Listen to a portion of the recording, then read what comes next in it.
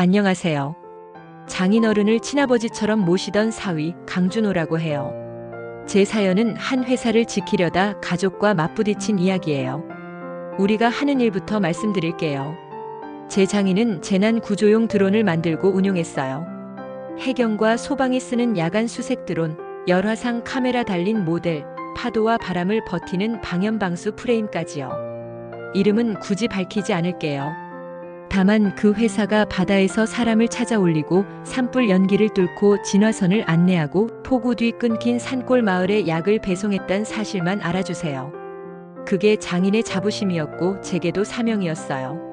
장인어른 장례식 날 빈소는 조용했어요. 조문객 발걸음 소리와 향냄새, 저 멀리서 울리는 빗소리가 뒤섞였죠. 영정 앞에 서서 저는 밤낚시 갔던 날을 떠올렸어요. 별이 가득하던 물가에서 장인이 말했어요. 사위, 구조는 속도가 아니라 정확이야. 그 말이 내 업이 됐어요. 그런데 그날 믿기 어려운 일이 벌어졌어요. 장인의 휴대폰에서 갑자기 영상이 재생됐거든요. 병상에서 앙상해진 얼굴, 그러나 목소리는 또렷했어요. 대표는 준호에게 우리 가족과 일을 부탁한다. 할 말을 잃었어요. 제 심장은 천천히 그러나 크게 뛰었어요. 직원들이 저를 쳐다봤고 몇몇은 고개를 끄덕였어요. 장인의 오래된 동료 오상만 이사님의 눈가도 젖어 있었죠. 하지만 장모님 표정은 얼음장 같았어요. 남의 집 사위에게 회사를? 건우 여보, 그건 아니지. 장모님은 떨리는 손으로 휴대폰을 들더니 영상 메뉴로 들어가 지우기 버튼을 눌렀어요. 저는 반사적으로 손을 뻗었지만 이미 늦었어요. 화면에서 파일이 사라지는 걸 모두가 봤어요. 마치 한 사람의 유언이, 한 회사의 방향이 한 번의 터치로 지워지는 기분이었어요. 조문객들 웅성거림이 파도처럼 번졌고 저는 아무 말도 하지 못했어요. 사위가 무슨 대표야. 장모님의 낮고 단단한 한마디가 빈소를 가르렀어요. 그때 오상만 이사님이 제 팔을 살짝 잡았어요. 준호야, 놀라지 마. 내가 100억을 받아뒀어. 속삭임이 제 귓속에 박혔어요. 저는 고개만 아주 작게 끄덕였어요. 빈소가 잠시 가라앉자 아내는 제 손을 꼭 잡았어요. 여보, 아버지 뜻이 분명했어요. 그 말에 저는 비로소 숨을 고를 수 있었어요. 그런데 문제는 늘 사람 사이에서 시작되죠. 제 처남, 천호가 영정 앞에서 고개를 갸웃거리더니 특유의 싱긋 웃음을 지었어요.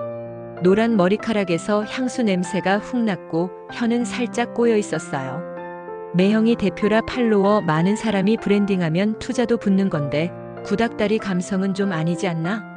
조문객 중 몇 명이 얼굴을 찌푸렸고 아내가 곧장 낮게 호통쳤어요.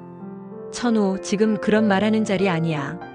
밤이 더 내려앉을 무렵 이사님은 저를 조용히 빈소 옆 작은 방으로 불렀어요. 오래된 낚시 가방에서 작은 금속 USB를 꺼내 제 손바닥에 올려놓았죠. 사장님 영상 여기 있다. 저는 숨을 들이마시고 고개를 숙였어요. 내일 직원을 모아 공개합시다. 유언을 회사 방식대로 증거와 절차로 보여줘요. 그 말이 끝나기도 전에 문이 벌컥 열렸어요. 천호였어요. 그는 방 안을 힐끗 훑더니 제 손을 번개처럼 쳐서 USB를 낚아챘어요. 오, 이게 그렇게 중요한가 보네. 공개? 그건 내가 결정하지.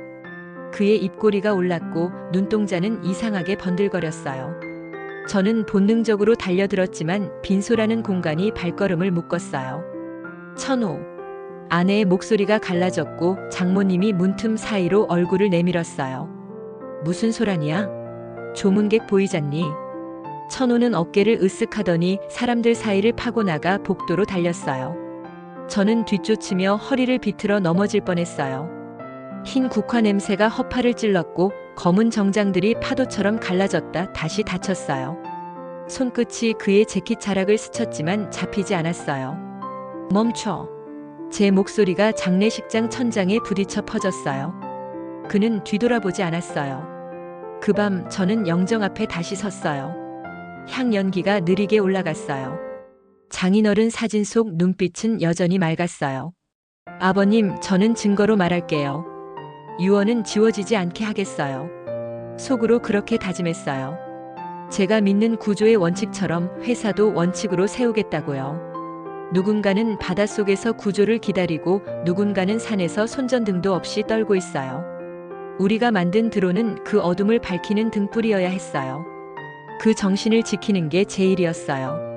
새벽녘 빈소박 빗소리가 잦아들었어요. 바닥의 물자국에 노란 형광등이 흔들렸어요. 휴대폰이 울렸어요. 발신자는 오상만 이사님.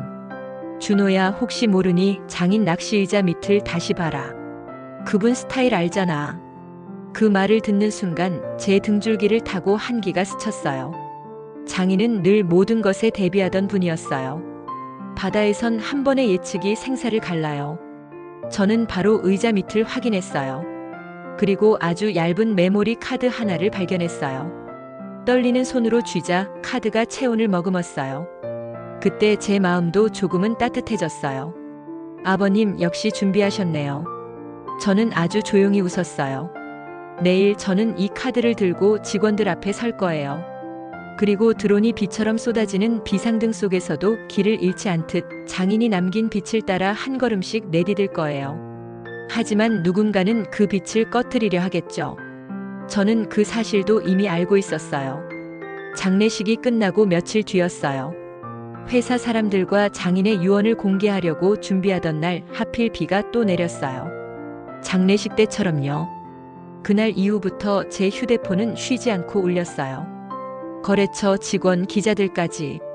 진짜 사위가 회사를 이어받는다던데 사실입니까?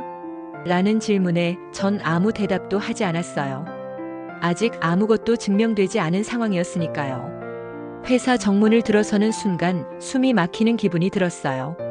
평소엔 활기차던 연구동이 텅 비어 있었거든요. 드론의 프로펠러 테스트 소리 대신 커피 자판기 돌아가는 소리만 났어요. 재난 구조용 드론을 만들던 회사가 이렇게 조용하다니 믿기지 않았어요.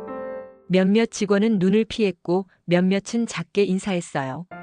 장인의 빈자리가 얼마나 컸는지 그제야 실감이 났어요. 책상 위엔 미처 처리되지 못한 서류가 산더미처럼 쌓여 있었어요. 저는 바로 회계 자료부터 열어봤어요. 회사의 혈관이 막혀 있는 게 느껴졌거든요. 현금 흐름은 불안했고 납품 일정은 꼬여 있었고 고객 사불만 접수는 10배나 늘어 있었어요. 그 와중에 법인카드 사용 내역을 보는데 눈살이 절로 찌푸려졌어요. 클럽 라운지 230만 원, 광고 촬영 차량 렌트 180만 원, 사용자는 전부 처남 이름이었어요. 천호가 요즘 회사 PPL 한다고 난리예요. 옆자리의 대리가 조심스럽게 말했어요. PPL이요? 예, 뭐 유튜브에 드론 들고 캠핑 가서 노는 거 찍던데요. 혁신적인 구조기술 어쩌고, 근데 그게 전혀 승인받은 거 아니거든요. 머리가 띵했어요. 회사 장비는 장난감이 아니에요. 수색용 드론 하나가 떨어지면 사람이 다칠 수도 있거든요. 그날 저녁 전 직접 그 영상들을 찾아봤어요. 화면 속 천호는 반팔 티에 선글라스를 쓰고 호호 웃으며 말했어요. 이게 바로 최신형 구조 드론이에요. 떨어져도 괜찮아요. 튼튼하니까요. 그리고 진짜로 드론을 공중에서 던져버리더군요. 프로펠러가 부러지고 불꽃이 튀었어요. 제 목이 절로 조여왔어요. 댓글창엔 멋지다, 광고 아니냐는 말이 쏟아졌지만 저는 그게 회사의 명예가 무너지는 소리로 들렸어요. 다음 날 사고가 터졌어요. 천호가 주도한 야외 촬영 중 드론이 제어 불능 상태로 떨어져 한 기자의 팔을 스친 거예요. 다행히 큰 부상은 아니었지만 기사는 바로 떴어요. 구조 드론 회사 안전 불감증 논란. 회사 전화는 불이 났고 투자자는 전부 연락을 끊었어요. 장모님은 저에게 전화를 걸어 다짜고짜 소리를 지르셨어요. 사위, 당신이 천호 좀 도와주면 안 돼? 어린애도 아니고 혼자 감당 못하잖아. 어머니, 어린애가 아니라 어른이잖아요. 그가 지금 무슨 짓을 하는지 아세요? 젊은 사람은 실수도 하는 거야. 회사는 피가 섞인 가족이 이끌어야 한다는 걸 몰라? 그 말에 전 더는 대답하지 않았어요. 아무리 설명해도 장모님은 듣지 않으실 테니까요.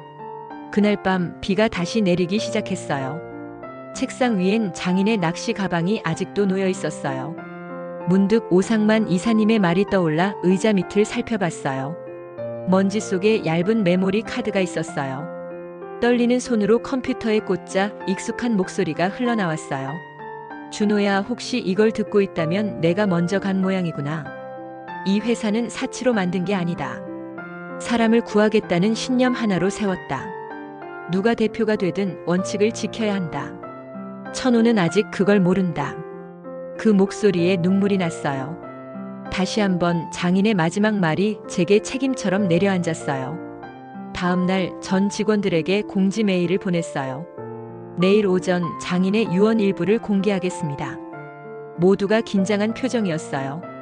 그런데 그날 저녁 회사 정문에서 경찰차가 멈춰섰어요. 그리고 경찰이 제 이름을 불렀어요. 강준호 씨 사유지 무단 침입 및 절도 혐의로 신고가 접수됐습니다. 신고자는 장모님이었어요. 그 말을 듣는 순간 제 손끝이 하얗게 식었어요. 뒤돌아보니 천호가 차 안에서 피식 웃고 있었어요. 그 얼굴에 비친 번쩍이는 파란 불빛이 그날 장인에 들어온 신호등처럼 깜빡이고 있었어요. 그때 저는 깨달았어요. 이 싸움은 이제 가족 간의 다툼이 아니라 신념을 지키는 전쟁이 되어버렸다는 걸요. 유언 영상은 결국 경찰 입회하에 공개됐어요. 모두가 숨죽이고 화면을 바라봤죠. 장인의 목소리가 병실 공기를 뚫고 흘러나왔어요. 천호는 대표감이 아니다. 구조는 속도가 아니라 원칙이다. 숫자와 신뢰를 지켜야 한다. 짧은 영상이었지만 그 말 한마디 한마디가 칼처럼 가슴을 찔렀어요. 방 안은 침묵이 흘렀고 몇몇 직원은 고개를 숙였어요. 누구보다 회사의 현실을 잘 알고 있던 그들이었으니까요. 그 순간 장모님이 벌떡 일어나셨어요. 그건 병중에 하신 말씀이잖아요. 건우 씨는 그땐 이미 판단력이 흐려졌어. 목소리는 떨렸지만 단호했어요. 천호는 아무렇지 않다는 듯 팔짱을 끼고 있었고 기자처럼 핸드폰으로 녹화를 하고 있었어요. 대표감이 아니라 이건 가족끼리 할 얘기죠. 영상 하나로 회사를 뒤집겠다고요? 저는 그를 바라봤어요. 여전히 여유롭고 오히려 즐거워 보였어요. 그때부터였어요. 천호는 이기려는 사람이 아니라 보여주려는 사람이 되어버렸어요. 며칠 후 천호가 야심차게 준비한 신제품 공개 라이브를 연다는 소식이 들려왔어요. 전 회의실에서 머리를 감싸쥐었죠. 장인의 안전 기준은 단 하나였어요. 테스트는 닫힌 공간에서만. 그런데 천호는 공개 해변에서 그것도 야간 촬영을 계획한 거예요. 야간 비행은 위험합니다. 아직 허가도 안 났어요. 제가 막아서자 천호는 비웃었어요. 매형, 이게 홍보예요. 사람들이 위험을 봐야 기술이 대단해 보이는 거라고요. 그 말이 끝나기도 전에 그는 차에 올라탔어요. 내가 보여줄게요. 이게 진짜 혁신이라는 걸. 그날 밤 라이브 방송이 시작됐어요. 수천 명이 접속해 혁신의 밤을 기다리고 있었죠. 화면엔 천호와 그의 친구들이 웃으며 술을 마시고 있었어요. 불빛이 번쩍이는 해변 그리고 그 위로 떠오르는 구조 드론. 천호는 마이크를 잡고 소리쳤어요. 이 드론은 폭풍에도 버팁니다. 떨어질 일 없어요. 순간 바람이 거세게 불더니 드론이 갑자기 흔들렸어요. 제어 불능 경보가 울렸고 화면이 덜컹거리더니 드론이 관람객 쪽으로 떨어졌어요. 사람들의 비명이 섞여 나왔어요. 그리고 화면이 검게 꺼졌어요. 그때 전 그 현장에 있었어요. 사고 소식을 듣자마자 차를 몰고 달려갔거든요. 바닷가에 도착했을 때 불빛이 여기저기서 깜빡였어요. 프로펠러 파편이 모래 위에 흩어져 있었고 천호는 술에 절어 비틀거리며 바다 쪽으로 가고 있었어요. 천호, 거기 위험해.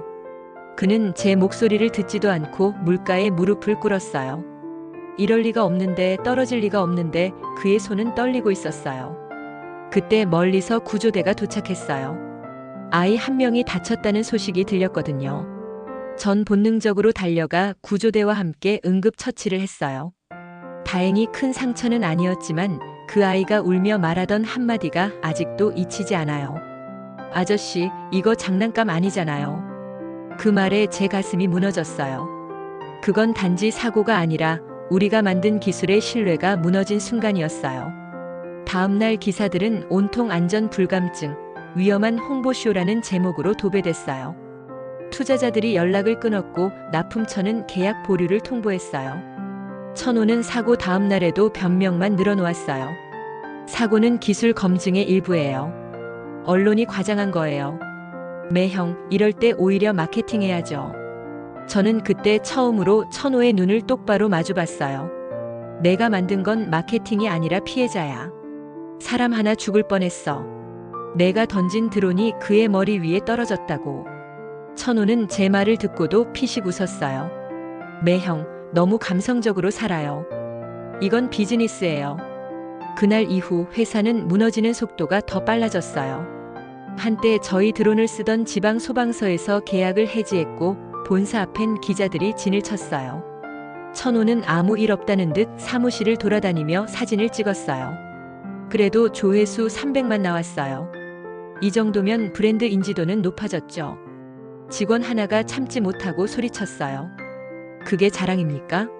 사람 다칠 뻔한 게 홍보예요? 그 순간 사무실 안 공기가 얼어붙었어요. 천호는 직원에게 다가가더니 낮게 속삭였어요. 당신 월급 누가 주는지 알아요? 그 말에 저는 자리에서 일어났어요. 그만해. 지금부터 회사 모든 결정은 내가 한다. 내가 건드린 건 숫자가 아니라 사람이라고. 그날 밤 직원 단체방에 사직서 사진이 잇따라 올라왔어요. 모두가 지쳐 있었어요. 장인의 회사는 불과 2달 만에 바람 빠진 풍선처럼 쪼그라들고 있었어요. 그런데도 천호는 변하지 않았어요. 오히려 더 들떴어요. 매형 봐요. 이게 관심이에요. 이슈는 기회예요. 기회? 내가 불을 질러놓고 그 불빛으로 셀카 찍는 게 기회냐? 그때 천호의 얼굴에 처음으로 불안이 스쳤어요. 하지만 이미 늦었어요. 그날 오후 그는 원로이사 오상만에게까지 대들었어요. 이사님, 이제 구닥다리 감성은 그만하시죠. 시대가 변했어요. 그래, 변했지. 하지만 너는 사람을 버리고 변했구나. 순간 천호가 손을 올렸어요. 그 손이 이사님 뺨을 때리는 소리가 사무실 전체에 울렸어요. 모두가 멈췄어요. 천호는 숨을 몰아쉬더니 내가 대표야. 나한테 대들면 다 나가. 라고 외쳤어요. 그날 저녁 직원 7명이 사직서를 냈어요. 회사의 심장이 떨어져 나가는 소리 같았어요.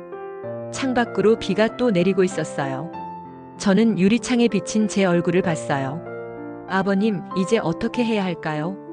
제 목소리가 공기 속으로 흩어졌어요. 그리고 그때 직감했어요. 이 회사는 아직 죽지 않았다고. 다만 썩은 살을 도려내야만 다시 숨을 쉴 수 있다는 걸요. 천호가 오상만 이사님을 때린 다음 날 결국 회사는 폭발하듯 무너졌어요. 사무실엔 직원들의 빈 책상만 남았고 거래처는 줄줄이 계약을 끊었어요. 남은 사람이라고는 몇몇 기술직과 경비 아저씨뿐이었어요. 그때 장모님에게 전화가 걸려왔어요. 목소리가 완전히 가라앉아 있었죠. 준호야, 나 이제야 알겠네. 우리 집이 뭘 잘못한 건지. 제발 한 번만 살려다오. 그 목소리에서 처음으로 자존심이 아닌 절박함이 느껴졌어요. 한참을 침묵하다가 저는 천천히 대답했어요. 조건이 있습니다, 어머니. 뭐든 말해라. 첫째, 경영 전권은 제게 주셔야 합니다. 공증도 받으시고요. 둘째, 천호는 회사에 절대 출입하면 안 됩니다. 셋째, 누구도 제가 내린 결정에 간섭하지 마세요. 그 약속이 지켜지면 다시 회사를 세워보겠습니다. 장모님은 잠시 숨을 고르더니 울먹이며 말했어요. 그래, 그렇게 하자. 이번엔 내 말이 다 옳았어. 그 약속이 문서로 남았을 때 전 서명란에 도장을 꾹 찍었어요. 그날부터 회사는 제 손에 다시 들어왔어요. 하지만 그건 회생이 아니라 폐허에서 재건에 가까웠어요. 저는 사무실 문을 열며 장인의 목소리를 떠올렸어요. 구조는 속도가 아니라 정확이다. 그 말을 다시 마음속에 새기며 모든 걸 하나씩 바로잡기 시작했어요. 먼저 불량 재고부터 전량 리콜했어요. 손해가 막심했지만 신뢰를 되찾기 위해선 어쩔 수 없었어요. 천호가 남긴 허술한 계약서는 전부 재작성했고 납품 일정은 새로 짰어요. 직원이 부족하니 밤낮 없이 일했어요. 새벽엔 사무실 불을 혼자 켜고 커피 대신 인스턴트 수프로 끼니를 때웠어요. 대표님, 이래도 남는 게 있겠습니까? 남아있던 기술팀장이 물었어요. 지금은 남는 게 아니라 남기려는 겁니다. 사람의 신뢰를요. 그 대답을 하며 제 손끝이 떨렸어요. 하지만 그게 진심이었어요. 한 달째 되던 날 적자는 오히려 더 커졌어요. 그래도 포기하지 않았어요. 둘째 달엔 고객센터에 다시 감사 전화가 들어오기 시작했어요. 예전 같아요. 다시 믿을 수 있겠어요. 그런 말 한마디가 큰 힘이 됐어요. 세 달째 되는 날 첫 거래처가 복귀했고 넷째 달엔 신형 야간 구조 드론이 테스트 비행에 성공했어요. 어둠 속에서 드론의 붉은 신호등이 깜빡이는 걸 보는데 제 가슴이 뜨거워졌어요. 그건 장인의 눈빛 같았어요. 그 무렵 장모님은 저를 따로 불렀어요. 작은 한약집에서 마주 앉은 그는 손을 덜덜 떨며 말했어요. 내가 천호를 너무 망쳐놨구나. 피라고 다 가족은 아니야. 내가 내 아들이었으면 좋겠다. 그 말을 듣는데 이상하게도 눈물이 났어요. 어머니, 이제라도 그렇게 말씀해 주셔서 감사합니다. 그날 장모님은 집으로 돌아가 천호의 허리를 때려가며 혼냈대요. 너 매형한테 가서 무릎 꿇고 빌어. 천호가 진짜로. 제 앞에 왔을 땐 한참을 고개도 못 들고 서 있었어요. 매형, 제가 앞으로 잘할게요. 술도 끊고 일 배우고 싶어요. 하지만 전 고개를 저었어요. 아직 아니야. 내가 사람을 먼저 배워야 해. 기술보다 중요한 건 그거야. 그 말을 하고 나니 제 안에서도 이상하게 담담한 평화가 찾아왔어요. 시간이 흘러 회사는 다시 숨을 쉬기 시작했어요. 직원들은 하나둘 돌아왔고 거래처도 예전처럼 전화를 걸어왔어요. 어느 날 야외 테스트장에서 드론이 바다 위를 날며 구조 신호를 쏘는 걸 보며 저는 속삭였어요. 아버님, 이제 진짜 돌아왔습니다. 그날 저녁 회사 창문에 붉은 석양이 번졌어요. 마치 장인이 늘 말하던 그 말 낮이 끝나야 구조의 밤이 온다를 하늘이 대신 해주는 것 같았어요. 하지만 인생은 늘 마무리 대신 또 다른 시작을 예고하죠. 어느 날 아내가 제게 휴대폰을 내밀었어요. 여보, 이거 봐요. 천호가 새 채널을 열었대요. 화면 속에는 천호의 얼굴이 있었어요. 여러분, 제가 숨겨진 진실을 폭로하겠습니다. 사위가 회사를 빼앗았습니다. 그의 목소리는 여전히 자신감으로 가득했어요. 댓글엔 또 시작이네. 이번엔 누구를 속이려는 거지? 같은 반응이 쏟아지고 있었어요. 저는 화면을 보며 조용히 웃었어요. 거짓말은 결국 거짓말로 무너지는 법이에요. 아내가 제 손을 꼭 잡았어요. 여보, 당신은 이미 증명했어요. 그날 밤 사무실 창가에 앉아 장인의 사진을 바라봤어요. 아버님, 전 아직 갈 길이 멉니다. 하지만 이제는 두렵지 않아요. 왜냐면 이 회사가 제 것이 아니라 당신이 믿었던 가치의 연장이니까요. 창밖엔 드론 불빛이 바다 위로 길게 번졌어요. 그 빛이 파도에 반사돼 별처럼 흔들렸고 마치 장인이 그 위에서 웃고 있는 것 같았어요. 전 고개를 숙이며 속삭였어요. 이제 됐죠, 아버님. 우리 다시 사람을 구하고 있습니다.